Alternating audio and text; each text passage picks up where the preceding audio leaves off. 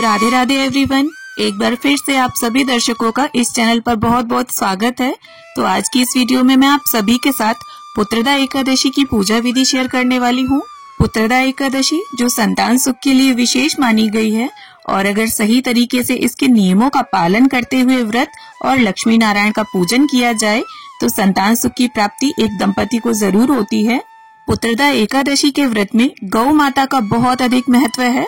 तो अगर आपको गाय का दूध मिल जाता है तो बहुत अच्छी बात है, वरना गाय का गोबर या गाय के दूध से बना घी, मतलब कोई भी चीज आपको किसी भी रूप में मिल जाए तो आप उसका प्रयोग पुत्रदा एकादशी के पूजन में जरूर करें। पुत्रदा एकादशी साल में 2 बारी आती है, एक पौष मास में और एक श्रावण मास में।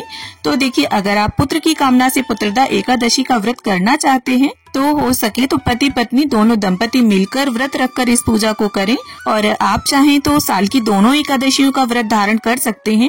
तो देखिए, पुत्रदा एकादशी के दिन सुबह सवेरे स्नान आदि से निवृत्त होकर साफ और स्वच्छ वस्त्र धारण करें और इस पूजन को आप चाहें तो अपने घर के मंदिर में भी कर सकते हैं या फिर अलग से चौकी लगाकर भी, और अपने घर के किसी भी पवित्र स्थान पर आप चौकी लगा लें। तो यहाँ पर मैंने चौकी लगाकर उसके ऊपर पीला वस्त्र बिछा लिया है। भगवान विष्णु को पीला रंग अति प्रिय होता है। अब इसके बाद यहाँ पर मैंने पूजा की एक प्लेट में चंदन से स्वास्तिक बना लिया है और इस पात्र में हम लड्डू गोपाल को विराजमान करके उन्हें स्नान कराएंगे। तो देखिए, अगर आपके घर पर लड्डू गोपाल ना हो तो आप इस विधि को स्किप कर सकते हैं। तो यहाँ पर एक तुलसी दल रखकर हम अपने प्यारे से लड्डू गोपाल को विराजमान करेंगे। अब यहाँ पर लड्डू गोपाल को जल से और गाय के कच्चे दूध से मैं स्नान करवा लूंगी। और देखिए, पौष मास में काफी ठंडक हो जाती है तो जल को थोड़ा आप गर्म कर लें और इस जल में थोड़ा गंगा जल भी मिक्स कर लें। तो देखिए, लड्डू गोपाल की उपस्थिति वैसे तो हर सनातनी के घर में है, लेकिन अगर आपके घर में लड्डू गोपाल नहीं है और आप पुत्र की कामना से पुत्रदा एकादशी का व्रत धारण करना चाहते हैं तो इस एकादशी पर लड्डू गोपाल और गौ माता का ऐसा विग्रह जिसमें उनका बछड़ा भी साथ में हो लेकर आएं और उन्हें अपने पूजा स्थल पर विराजमान करें। तो देखिए, लड्डू गोपाल की सेवा में आप जितना प्रेम का और समर्पण का भाव लाएंगे, लड्डू गोपाल आपकी सेवा, आपकी पूजा उतनी ही जल्दी स्वीकार करेंगे और आपकी मनोकामना को पूरा करेंगे। और अगर आप चाहें तो स्नान से पहले लड्डू गोपाल की गाय के घी से मालिश भी कर सकते हैं। अब इसके बाद लड्डू गोपाल की टॉवल से हम उनका अच्छे प्रकार से अंग पोषण कर लेंगे। तो देखिए, जिस तरह से एक शिशु का, एक बालक का हम पालन पोषण करते हैं, जो बर्ताव, जो व्यवहार रखते हैं, बिल्कुल वही भावना रख के हमें लड्डू गोपाल की सेवा पूजा करनी चाहिए। और स्नान के इस जल को आप कहीं यहाँ वहाँ ना फेंके, किसी भी पौधे में इसे डाल दें। अब देखिए, हमें क्या करना है, यहाँ पर तिलों का आसन देते हुए हम लक्ष्मी नारायण की छवि को विराजमान कर लेंगे। तो यहाँ पर इस प्रकार मेरे पास लक्ष्मी नारायण की छवि है। अगर आपके फोटो में लक्ष्मी जी साथ में ना हो विष्णु भगवान के तो आप अलग अलग भी दोनों को विराजमान कर सकते हैं, और लक्ष्मी जी को स्थापित आपको जरूर करना है पुत्रदा एकादशी के पूजन में। अब इसके साथ ही हम तिलों का आसन देते हुए प्रथम पूज्य गणपति जी को, लड्डू गोपाल को और गौ माता को विराजमान कर लेंगे यहाँ पर। और देखिए, एकादशी के व्रत में चावल ना तो खाया जाता है और ना ही पूजा में प्रयोग किया जाता है, तो चावलों की जगह पर हमें सफेद तिलों का प्रयोग करना है। और यहाँ पर देखिए, लड्डू गोपाल को स्नान करा के मैंने गर्म पोशाक पहना दी है और मैं सर्दियों में ज्यादा श्रृंगार नहीं करती क्योंकि धातु के आभूषण होते हैं और वो काफी ठंडे होते हैं। और लड्डू गोपाल को यहाँ पर मैंने टोपी भी लगा दी है और इसके साथ साथ गौ माता को भी हम विराजमान कर लेंगे।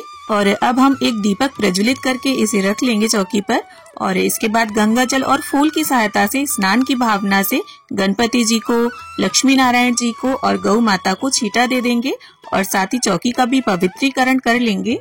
अब इसके साथ ही वस्त्र की भावना से यहाँ गणपति जी को मैं कलावा अर्पित कर दूंगी, जनेऊ अर्पित कर दूंगी और इसके साथ ही फोटो में जितने भी देवी देवता विराजमान हैं सभी को हम वस्त्र की भावना से कलावा अर्पित कर देंगे। और श्री हरि विष्णु को यहाँ पर मैं जनेऊ अर्पित कर दूंगी और माता लक्ष्मी को लाल रंग की चुनरी, और साथ ही गौ माता को भी हम वस्त्र की भावना से कलावा समर्पित कर देंगे। और प्रथम पूज्य गणपति जी को चंदन और रोली से टीका करेंगे, तिल समर्पित करेंगे और इसके साथ ही यहाँ पर लाल रंग का गुलाब है मेरे पास, तो गणपति जी को मैं वो समर्पित कर दूंगी। अब इसके साथ ही श्री हरि नारायण को, शेषनाग जी को, माता लक्ष्मी को, सूर्यदेव, चंद्रदेव, ब्रह्मा जी और लड्डू गोपाल को, सभी को हम तिलक कर लेंगे और साथ ही गौ माता को और दीपक को भी। तो देखिए, जो भी दंपति पुत्र की कामना से इस व्रत को करते हैं उन्हें गौ माता की सेवा जरूर करनी चाहिए। और अगर ज्यादा कुछ ना कर पाए आप तो अपनी रसोई की पहली रोटी गौ माता के लिए निकालें और हो सके तो उन्हें जिमाकर ही फिर घर के सभी लोग भोजन करें। और इसके साथ ही सभी को हम इत्र समर्पित कर देंगे। लक्ष्मी नारायण का जब भी आप पूजन करें इत्र सेवा जरूर दें क्योंकि उन्हें इत्र अत्यंत प्रिय है। अब इसके साथ ही सभी को हम पुष्प अर्पित कर देंगे और हो सके तो आप श्री हरि नारायण को और लड्डू गोपाल को पीले रंग के पुष्प और माता लक्ष्मी को लाल रंग के पुष्प समर्पित करें। वरना जो भी फूल हो आपके पास आप वो चढ़ा सकते हैं और बिना फूलों के भी इस पूजन को आप कर सकते हैं। तो दोस्तों, पुराने समय से ही ये बात एकदम सत्य सिद्ध होती है कि गौ माता की सेवा में इतनी शक्ति है। राजा दिलीप, जिन्होंने अपने पुत्र राजा रघु को माता कामधेनु की पुत्री नंदिनी की सेवा करके ही उन्हें प्राप्त किया था, और राजा रघु के नाम पर ही प्रभु श्री राम का जो वंश है वो रघुवंश कहलाया। अब यहाँ पर प्रथम पूज्य गणपति जी को हमने पंचमेवा और जल का भोग रख दिया है अलग से, क्योंकि गणपति जी के भोग में तुलसी दल नहीं डाला जाता। और इसके साथ ही श्री लक्ष्मी नारायण और लड्डू गोपाल के समक्ष भी हम भोग सिद्ध करने के लिए रखेंगे। तो यहाँ पर पंचमेवा और जो भी ऋतु फल हो आप उनका भोग अर्पित करें। और अगर ज्यादा कुछ ना हो घर पर तो आप माखन मिश्री का भोग भी लगा सकते हैं। और प्रेम से आप जो भी भोग लगाएंगे वो प्रभु जरूर स्वीकार करेंगे। और जल का भोग भी आप अवश्य रखते हैं और सभी भोग में आप तुलसी का एक एक पत्ता जरूर डाल दें, क्योंकि बिना तुलसी दल के हमारे श्री हरि नारायण और लड्डू गोपाल भोग को स्वीकार नहीं करेंगे।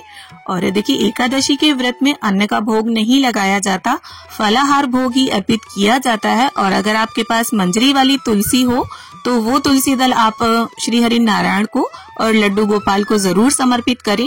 और एक दिन पहले ही तुलसी तोड़ लें आप, एकादशी के दिन तुलसी नहीं तोड़ी जाती। अब एक शुद्ध जल का लोटा भरकर हम यहाँ चौकी पर रख लेंगे और हाथ में थोड़े से तिल और पुष्प लेकर हम एकादशी के व्रत का महत्तम पढ़ लेंगे। तो यहाँ पर देखिए, पौष पुत्रदा एकादशी का महत्तम हम पढ़ेंगे। और देखिए, अगर आप अकेले इस व्रत को धारण करें तो अपने पति या पत्नी को कथा सुनने के लिए जरूर बोलें। और देखिए, कोई सा भी व्रत हो, कथा हमें जरूर पढ़नी चाहिए, क्योंकि कथा सुनने या पढ़ने से व्रत जो है वो संपूर्ण होता है।